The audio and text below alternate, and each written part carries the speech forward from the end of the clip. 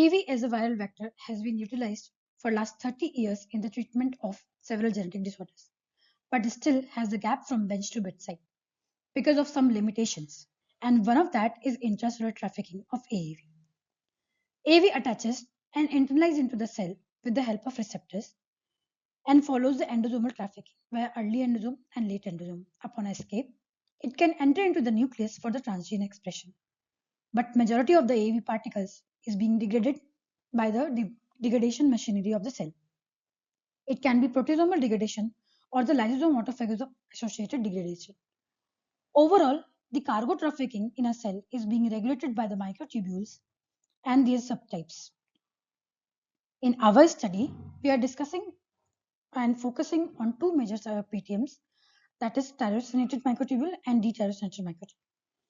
The terminal tyrosin residue, when it is removed by the catalytic activity of vasohibin, it becomes detyrosinated microtubule and it can restore to the tyrosinated by the enzyme called TTL. So we hypothesize that microtubule PTMs can differentially regulate their trafficking of AAV, and it can also influence the entry into the nucleus.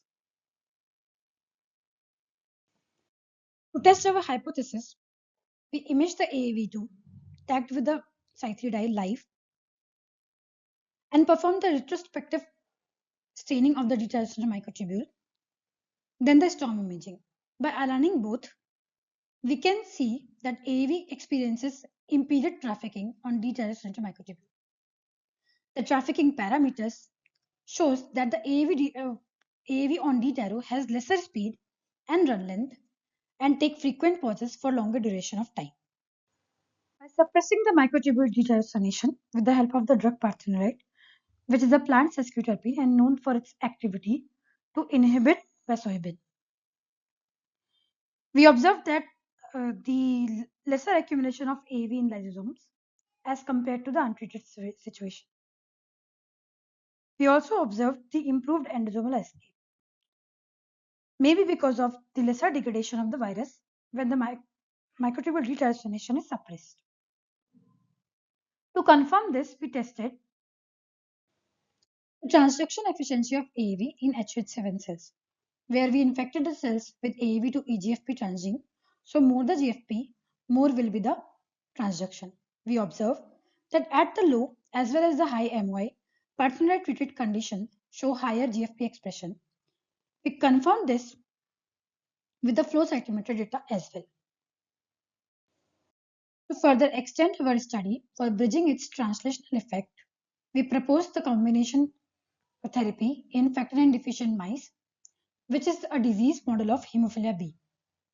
These results show that as compared to the only AAV treatment, where the factor IX activity reaches to only a suboptimal level, the combination therapy of parthenolate and factor IX vector as with AAV exhibits a physiologically optimum factor IX levels.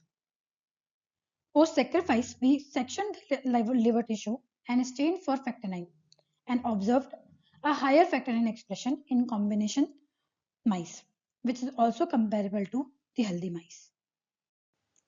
Our study summarizes that in an untreated situation, AAV experiences hindered motility on detached microtubule, and when the detyrosination is suppressed by the drug parthenolate, its motility is facilitated, which also enhances the perinuclear accumulation and results into the higher transgene expression. Thank you.